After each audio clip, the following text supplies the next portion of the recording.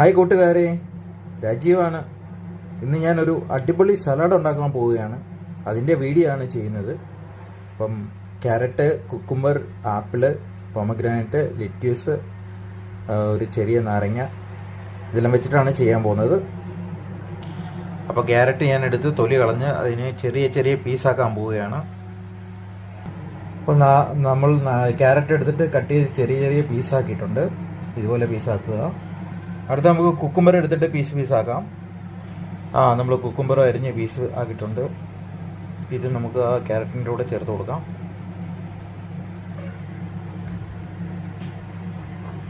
ഇനി നമുക്ക് അടുത്ത ആപ്പിൾ എടുക്കാം.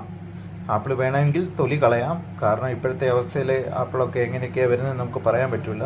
അപ്പോൾ തൊലി കളഞ്ഞ് യൂസ് ചെയ്യേണ്ടവർക്ക് തൊലി കളഞ്ഞ് യൂസ് ചെയ്യാം. നല്ലത് ആപ്പിൾ നോക്കി എടുക്കുക. നമ്മളിപ്പോൾ ഇവിടെ ആപ്പിൾ എടുത്ത് തൊലി കളഞ്ഞിട്ടുണ്ട്. ഇനിയിപ്പോൾ അത് നമുക്ക് പീസാക്കാം. അപ്പോൾ നമ്മൾ ആപ്പിളും കട്ട് ചെയ്തിട്ടുണ്ട്. അതുകൂടെ നമുക്ക് അതിലേക്ക് ചേർത്ത് കൊടുക്കാം.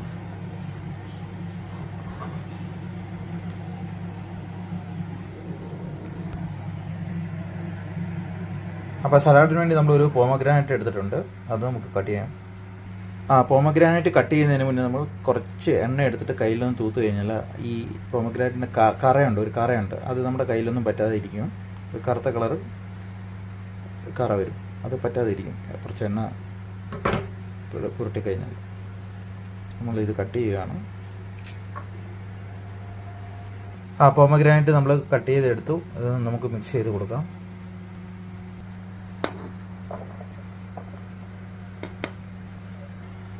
അടുത്ത നമുക്ക് ലെറ്റ്യൂസ് ആണ്. അത് നമുക്ക് കട്ട് ചെയ്ത് അതിനകത്ത് ചേർത്ത് കൊടുക്കാം.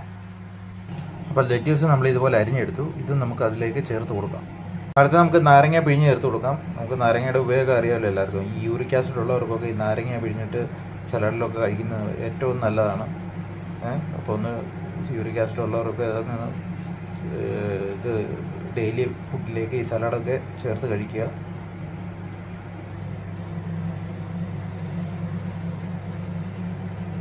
അത് നമ്മൾ നാരങ്ങ പിഴിഞ്ഞ് ചേർത്ത് ഇനി നമുക്ക് കുറച്ച് കുരുമുളകും ഉപ്പും കൂടെ ആഡ് ചെയ്ത് കൊടുക്കാം. രണ്ടും കൂടെ മിക്സ് ആയിട്ടുള്ള ഒരു ഇതാണ്. നമുക്ക് ആഡ് ചെയ്ത് കൊടുക്കാം.